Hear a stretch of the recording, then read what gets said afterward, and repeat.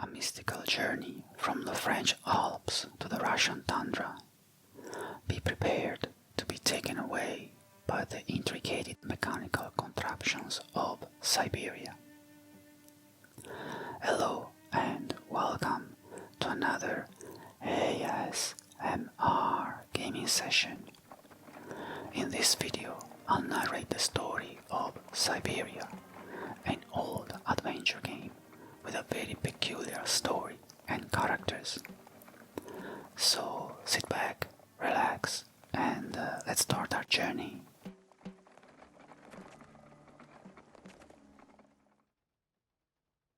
We're in the French Alps in the year 2002. It's early spring and the morning is grey and rainy.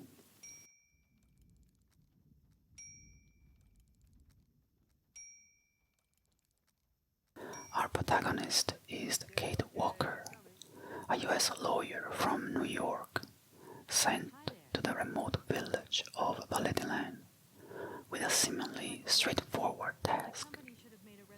She must get the owner of the local mechanical toy company, Anna Vorarlberg, to sign documents to complete the sale of her company, Vorarlberg Manufacturing, to the US buyer she represents.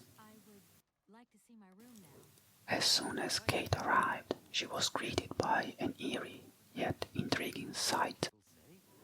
A procession of wind-up toys parading through town, accompanying what looked like a funeral carriage. They were led by a band playing a hauntingly sad tune, all dressed up in black. Kate checked into her hotel and learned from the owner that the procession was, in fact, a funeral. Anna Vorarlberg passed away just a few days prior. Suddenly, Kate's simple task became more complicated. She also found out that Anna passed away without any heirs, and her brother Hans died many years ago when he was 18. Kate had now to contact the local notary to find out who owned the company. It will just take 1 hour extra work, and then I can go back to New York, she thought.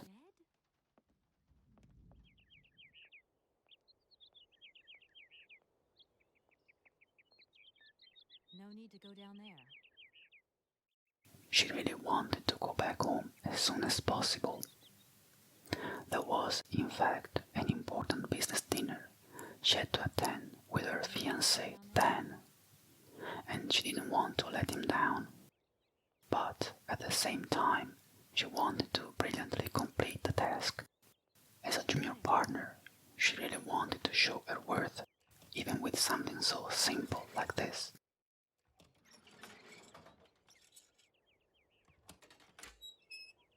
The local notary had some news for Kate, though. It turned out that there was an heir after all. Anna's long-lost brother, Hans. Anna sent a letter to the notary 2 days before her death, revealing that their father was upset by Hans' unwillingness to take the helm of the company. So he staged Hans' death when he left Valetiland to pursue his interests, and that now he was somewhere in Syberia. She also added that he would probably agree to the sale of the company as well. But that was only a partial relief for Kate. Now she had to pursue a ghost.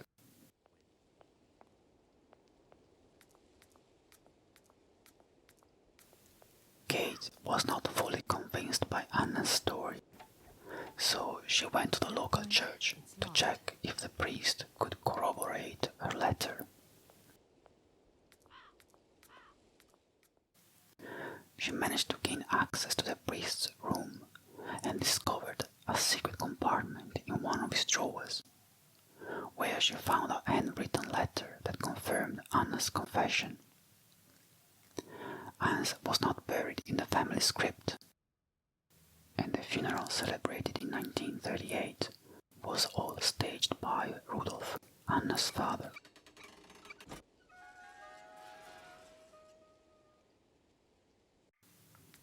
The final confirmation was at the Warburg family crypt, where Anne's coffin was empty, except for a piece of local newspaper reporting his fake death in a voice cylinder. With Hans nowhere to be found, Kate realized that the best place to gather more information on his whereabouts was the factory, possibly in Anna's office.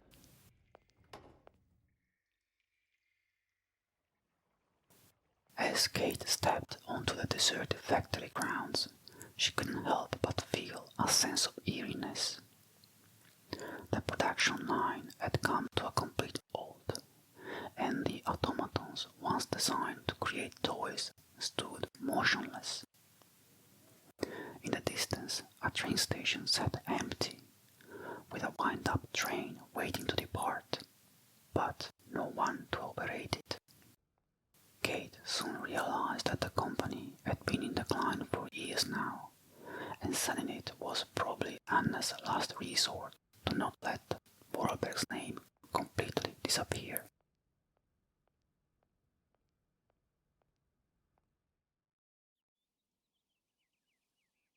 As she made her way to the administrative building on the east side of the complex, she found the main door locked, but she was determined to find answers and managed to gain access to the attic.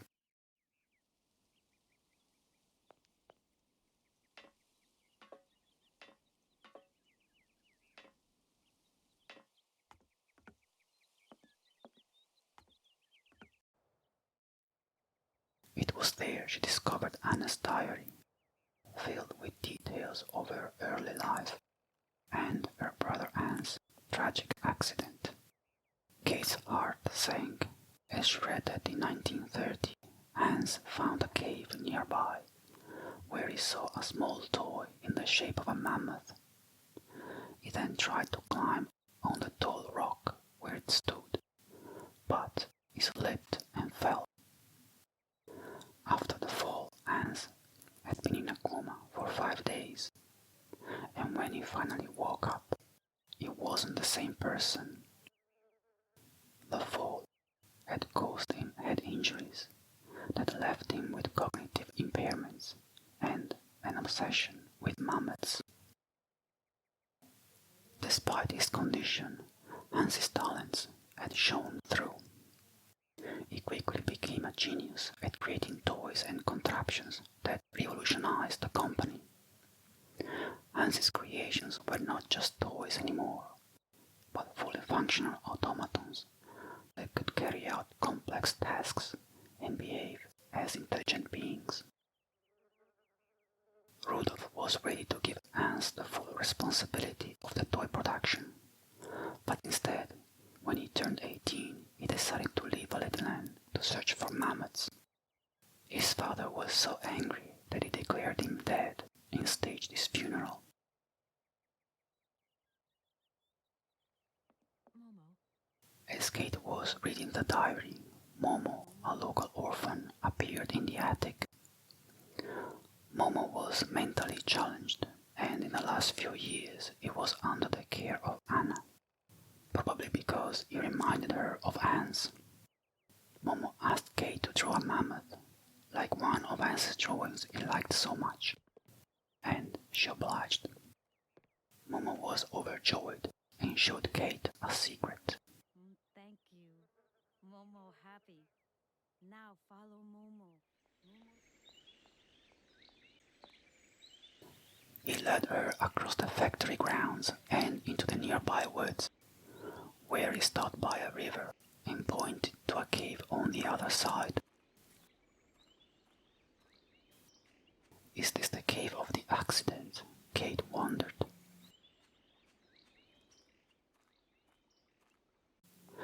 As Kate entered the cave, she couldn't believe her eyes.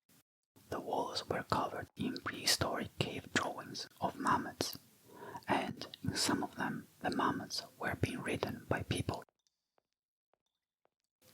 In the middle of the cave, she spotted the toy mammoth that had caused Anne's accident years before. It was an unbelievable discovery, and shed light on Anne's obsession with the prehistoric animals. Now the real challenge was to find Hans. Kate decided that maybe she could have a look around Anna's office for more clues. Whilst going through Anna's documents, she stumbled upon a letter, the last one Anna had been writing to her brother before she died. In it, Anna revealed that they had completed his last project, a wind-up locomotive, and its automaton driver, Oscar. The only thing missing was the doll from the cave. Unfortunately, Anna's sudden death did not allow her to board the train and finally join her brother Hans. It was now up to Kate to complete that journey. Kate went back to the factory and met Oscar, a particularly meticulous automaton. He was still missing his legs, so Kate proceeded to start up the factory and produce one pair. Now everything was ready for the departure. Kate obtained a valid ticket and made her way to the station. Before the journey could begin, Oscar had to check that all procedures had been followed to the letter, ensuring that all documents were in order and officially stamped. Finally, the locomotive was wound up and ready to leave. Was Kate ready though?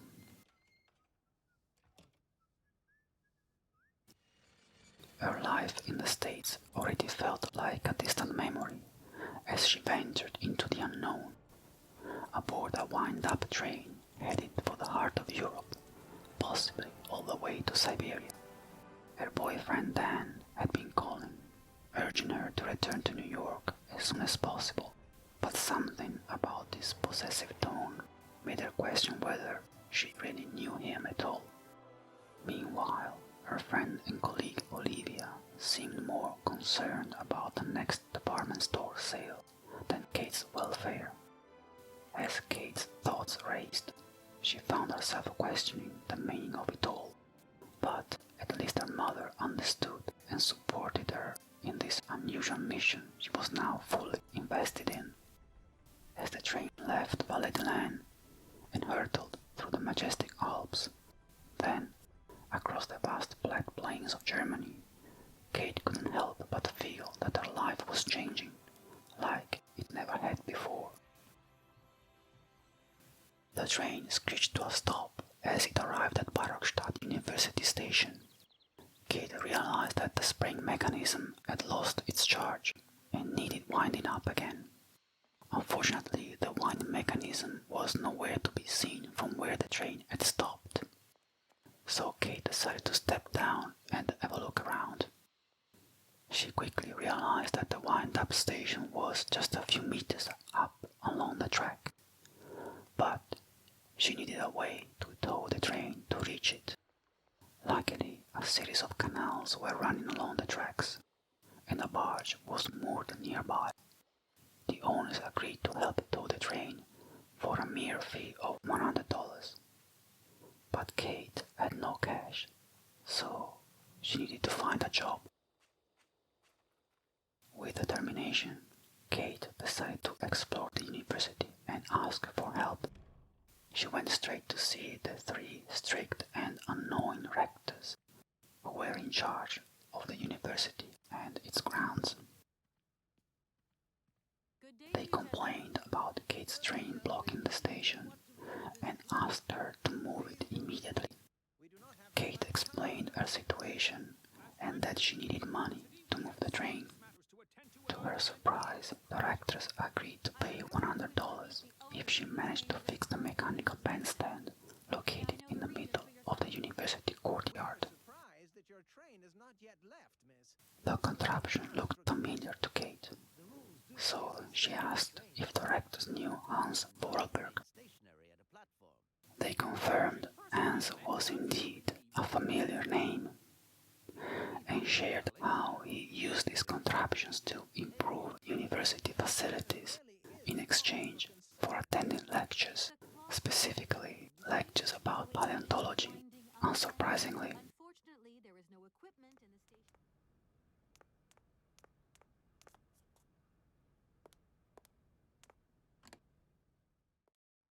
as Kate explored the university, she met Professor Cornelius Bones, Sorry to a disturb fellow student of Anne's, I have brought you who something now that taught should be of interest. paleontology. Look, He was fascinated by Anne's contraptions and passion for mammoths. He also shared how Hans told him that he found a doll resembling a mammoth in a cave near where he lived in the Alps.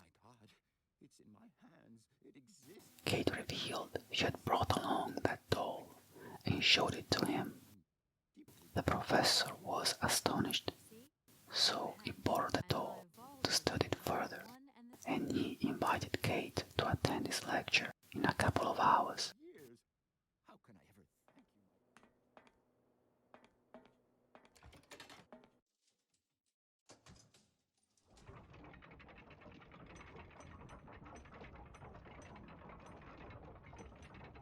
In the meantime, Kate managed to fix the bandstand and received $100 from the rectors.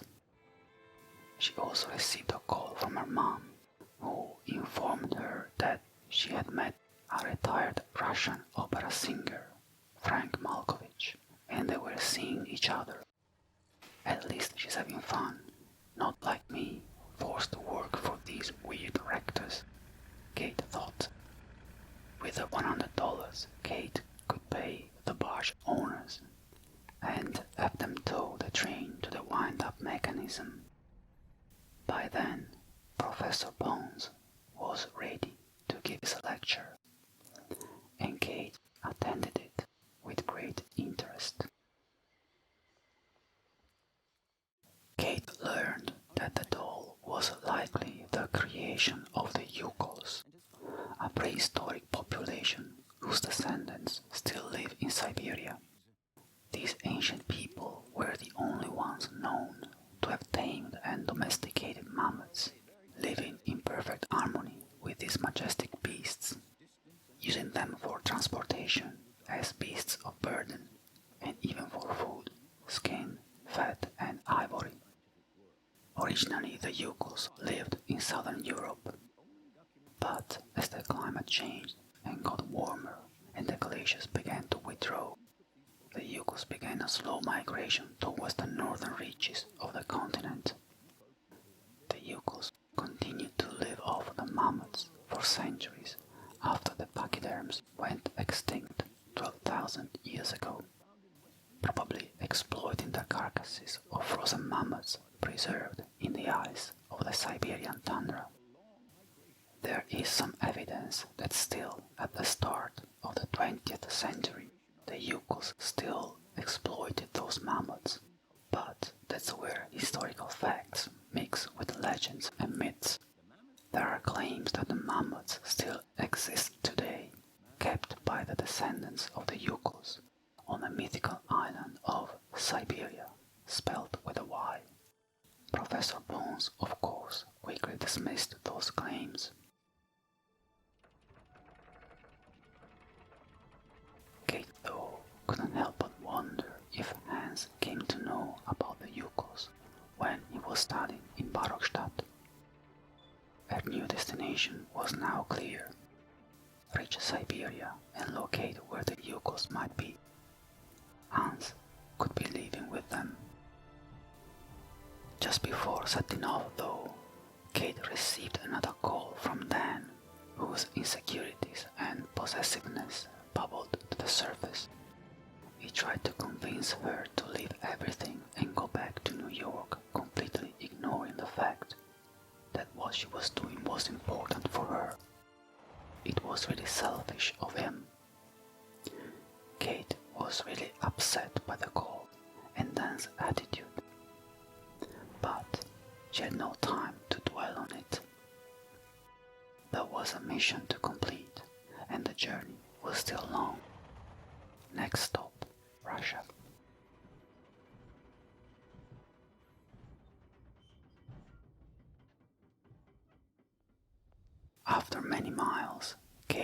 Oscar arrived at an old industrial and mining complex called Kolmkotsgrad. The complex appeared to be abandoned, with rusty machinery and dark tunnels, indicating that it likely reached its peak in production and popularity during the height of the Soviet Union. Kate was confident that the train had not stopped in Kolmkotsgrad by chance. She speculated that there must be a wind-up mechanism located nearby, and her suspicions were confirmed when she spotted a colossal structure further up the tracks. This structure was both a monument celebrating the power of the workers and a crane, and it resembled one of Vance's automatons, but on a much larger scale. Upon reaching the control cabin of the crane, Kate discovered that Hans not only created the structure, but also worked for the Soviets to introduce automatons to alleviate the workers' dangerous and menial work inside the mines.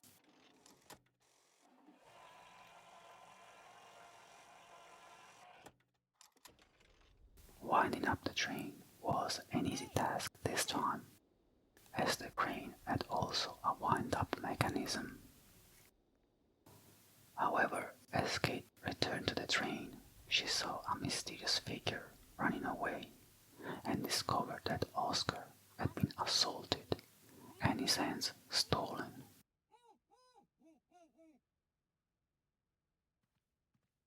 Without hesitation, Kate gained entrance to the factory through the tunnels and confronted the individual. Are you okay? Why, it is absolutely... There must be some... The thief was Sergei Borodin, the director of Kolmkotsgrad Industrial Complex. He told Kate he only borrowed Oscar's hands to complete his invention, a mechanical pipe organ with an automaton pianist. He added that he became fascinated with Elena Romansky, a beautiful and renowned soprano, during an opera concert organized for the workers right there in Kolmkotsgrad. You've got to be joking. After the mining facilities were abandoned, Sergei used the automaton schematics to build his invention, hoping that once completed, Helena would sing for him again. Kate immediately understood that Sergei would be willing to give Oscar's hands back only if she found a way to bring Elena Romansky back to Kolmkotsgrad and sing for him.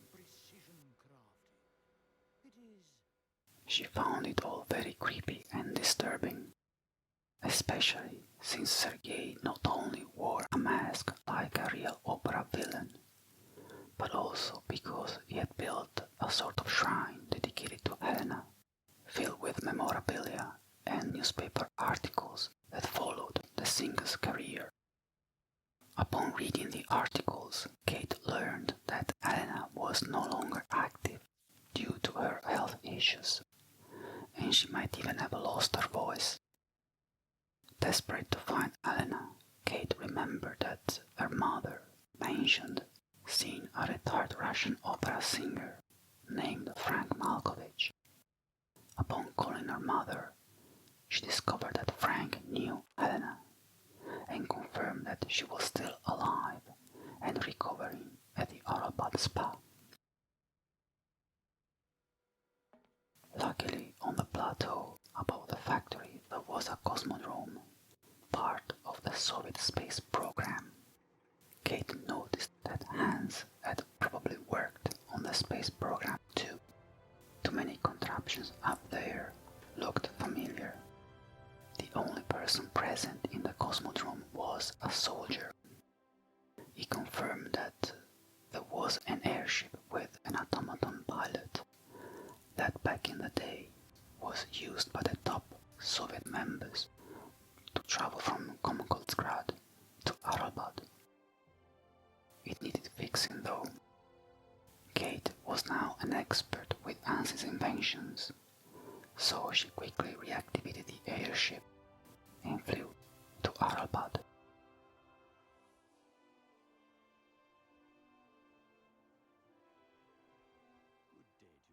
area surrounding Aralbad and its adjacent Hotel Kronsky had seen better days. Now they were merely a shadow of their former glory. Well, actually, Kate had to be crafty to get past the overprotective receptionist, Felix Smetana, who refused to inform Miss Elena of her unannounced visitor. I'm a lawyer sent by a major American law firm to take care of a delicate... Kate was able to meet Elena Romansky right after she had finished her constitutional session. One of the greatest singers of the The region, in fact, was famous for its salt deposits, and when the winds picked up, But sure, the air became filled with salt dust, which apparently had healing properties for various ailments. and because of it, I met a certain... Elena listened with interest to Kate's request, but she was feeling old and hadn't sung in years. She feared that her voice was lost forever. What am I saying? However, there was one last glimmer of hope. Madame Romansky. Many years ago, when Elena was in Paris, she lost her voice just before a concert. It would make one of his biggest A dreams. bartender at the hotel she was staying prepared a miraculous cocktail that restored her voice. Time has taken its toll. As fate would have it, the same chain of hotels that included Elena's Parisian accommodation also owned Hotel Kronsky. Bit far there? I bet you've With a quick phone call, Kate obtained a recipe for the cocktail, which was aptly named Blue Helena. After drinking the cocktail, Elena immediately felt her voice returning.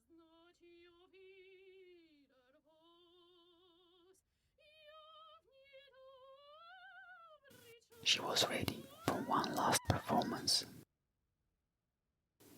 As Kate and Elena chatted, it became clear that Elena knew Hans, and she may have even had feelings for him. my voice. Kate wasn't surprised to hear that. Hans's signature contraptions were a fixture of the hotel, and even Elena's personal butler was nearly identical to Oscar. Not the toy boy you want. Kate understood why Elena had feelings for Hans, even though they had never met. His pure and candid soul was evident in all the mechanisms and contraptions she had encountered along her journey. He must truly be a fascinating person, Kate thought. With Elena's voice restored, Understand correctly? she and Kate Go with me headed to back Oscar? to Comcosgrad. Do, my dear. We're going on tour, my dear. Don't bust a gut over it. You As Kate and Elena traveled back to the industrial city, Kate received a call from her friend Olivia. process this new bit of data. Olivia called to confess she had spent the night with Kate's boyfriend, Dan, and tried to justify it by saying they were both drunk and Dan was feeling lonely. Surprisingly, Kate did not feel upset. She felt distant from them and their world. Plus, she had a more pressing issue to solve. Without commenting, Kate ended the call.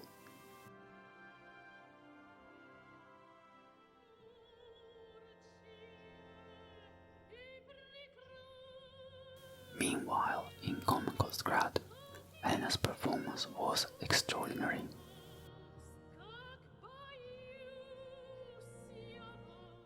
However, things took a turn for the worse when Sergei dropped a cage, trapping her immediately after she finished singing. His plan was clear. He wanted Helena to sing for him forever, like a caged bird. Kate knew Sergei was a madman from the beginning, and she immediately took action. Don't worry. There must be someone...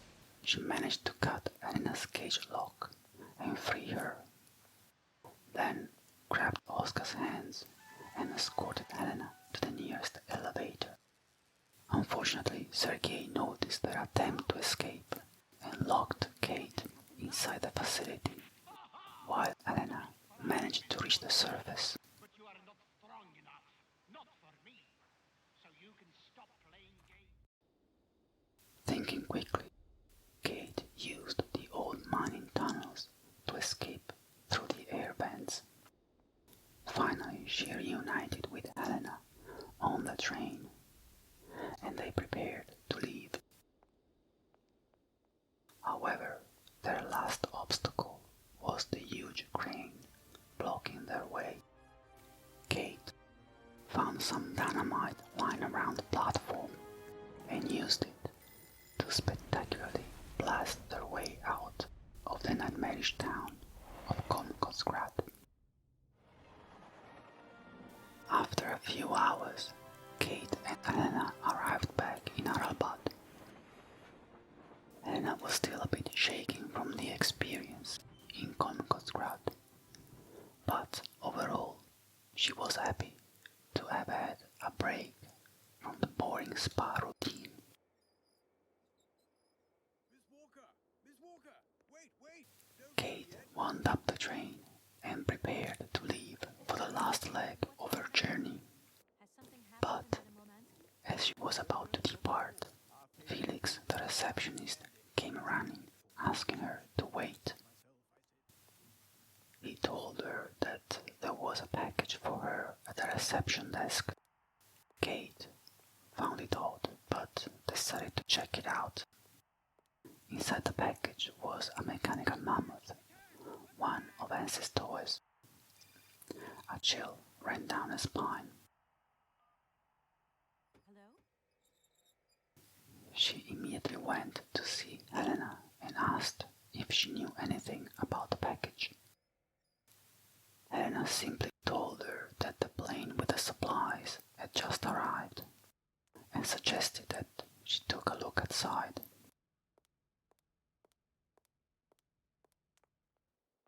Kate stepped out and she finally met Hans Vorarlberg. Hans Vorarlberg? He was sitting on a bench, looking old and frail.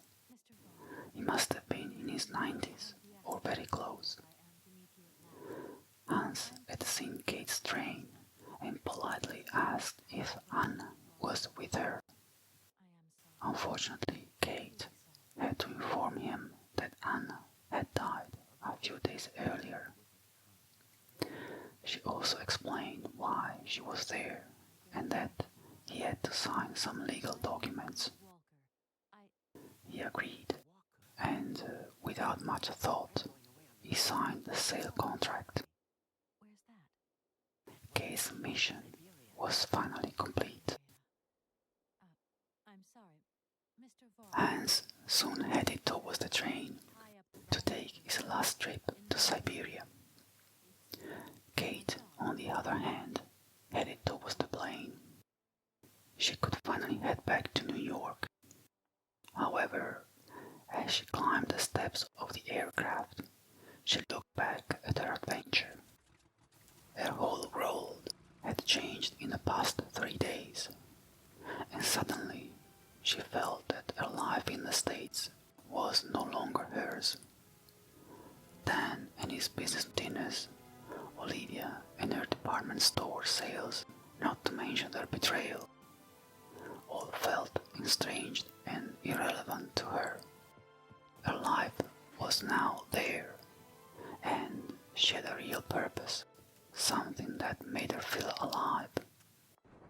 So she changed her mind, rushed back towards the train, and was able to catch it just before it left the platform. Her mission was not complete yet. She felt she owed it to Hans to accompany him to see the mammoths.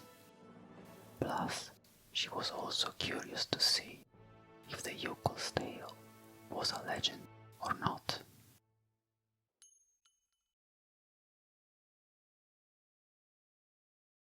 And so ends Syberia. I hope you've enjoyed this story as much as I did when I played it. I also hope that this ASMR session was useful for you. Please let me know in the comments below if you want me to cover also the second chapter of this game. And don't forget to like, subscribe or share my video if you liked it. Until next time, take care and stay relaxed. Bye bye.